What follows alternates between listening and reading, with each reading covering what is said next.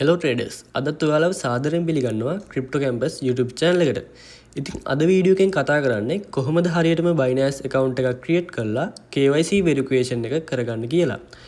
ගොඩක් අයට තියෙන ප්‍රශ්නයක් තමයි account එක හැදුවට verification fail වෙන එක. අද මම step by step කියලා දෙන්නම් කොහොමද එකපාරින්ම වැඩේ ගොඩ දාගන්නේ කියලා. මේ වීඩියෝ එක ඉවර වෙනකම් බැලුවොත් ඔයාලට පුළුවන් සාර්ථකව verification එක කරලා P2P හරහා safe විදියට crypto buy සහ sell කරගන්න. ඔයාලට මේ වැඩේ කරන්න කලින් මේ දේවල් ටික ලේස්ති කරගන්න වෙනවා. National ID card එක, එහෙම නැත්නම් driving license එක. driving license එකක් හෝ national ID card එක නැත්නම් ඔයාලට passport එක use කරන්න පුළුවන්. ඒ වගේම වැඩ කරන email address එකක් සහ phone number එකක් තියෙන්න ඕන. අපි sign up වෙන තැනට ගිහිල්ලා බලමු කොහොමද මේ වැඩේ කරගන්න කියලා. ඉතින් ඔයාලට description එකේ තියෙන link එකෙන් ආවට පස්සේ මේ වගේ interface එකක් බලා ගන්න පුළුවන්.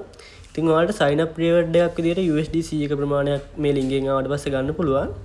ඉතින් ඔයාලට මේ USDT 100 හම්බෙන්නේ trading fee එකක් විදියට. ඔයාලට මෙතන sign up වෙද්දී continue with Google කියන එකෙන් Google account එක හරහාද continue with Apple කියන එකෙන් iCloud account එක හරහා ඒ වගේම Telegram එක හරහා sign up වෙන්න පුළුවන්. ඒ වගේම මෙතන මම නම් ඔයාලට recommend කරන්නේ email එකෙන් හරි phone number එකෙන් හරි sign up වෙන්න කියලා.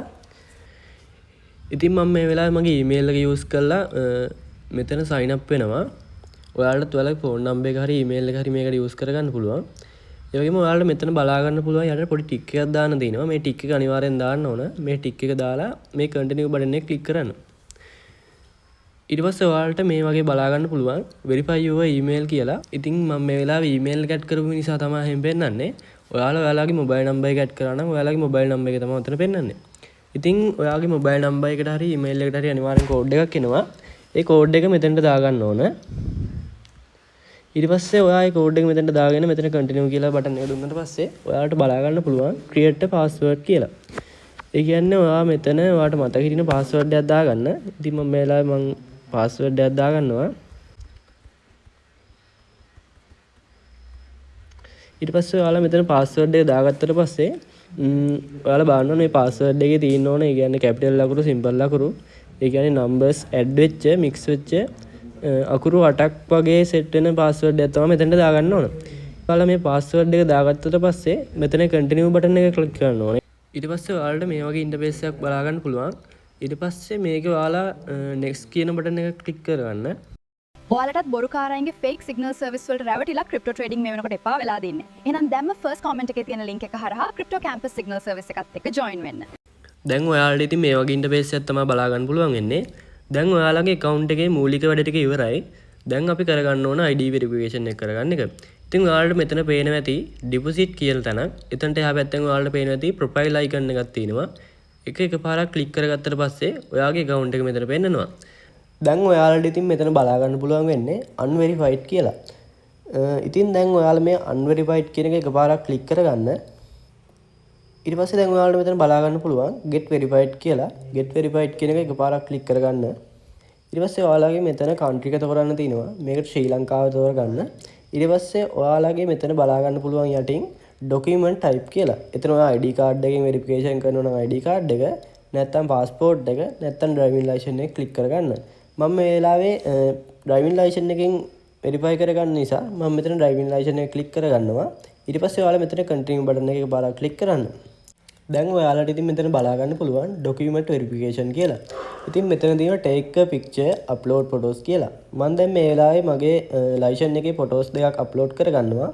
ඉතින් ඒක නිසා මම මෙතන upload photos කියන එක දීලා continue button එක දෙනවා.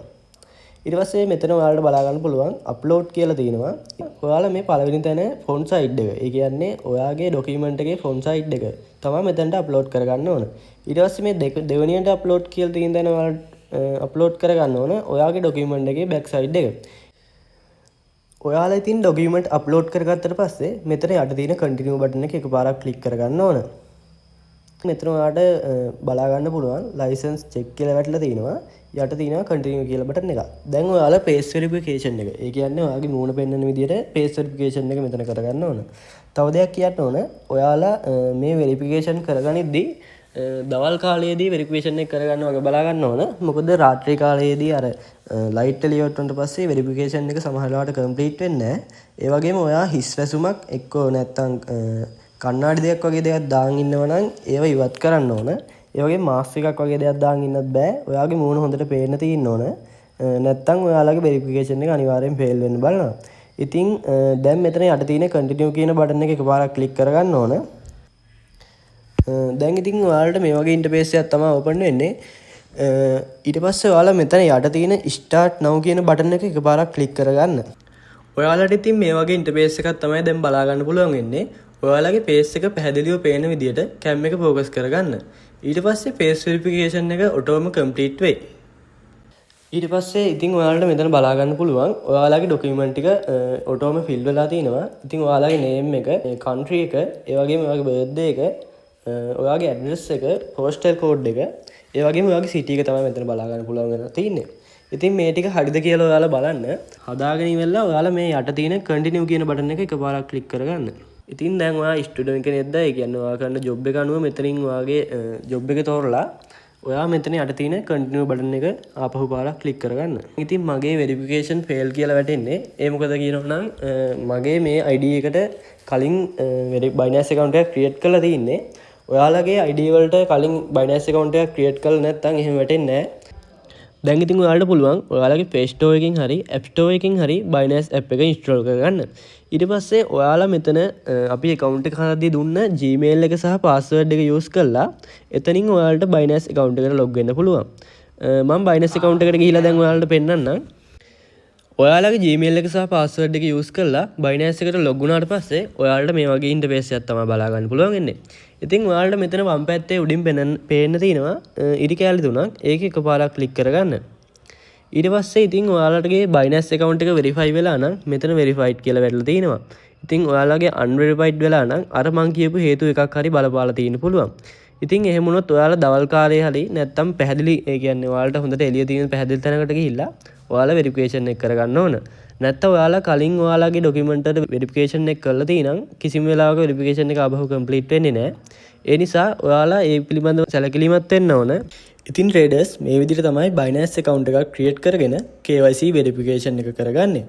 ඔයාලට verification එක සම්බන්ධයෙන් ගැටලුවක් ආවොත් description එකේ තියෙන අපේ WhatsApp number එකට message එකක් දාන්න. අපි ඊළඟ වීඩියෝ එකෙන් Binance P2P සම්බන්ධයෙන් A to Z කියලා දෙනවා. මේ වගේ cryptocurrency සම්බන්ධ දේවල් ඉගෙන ගන්න අපේ channel එක subscribe කරලා තියාගන්න.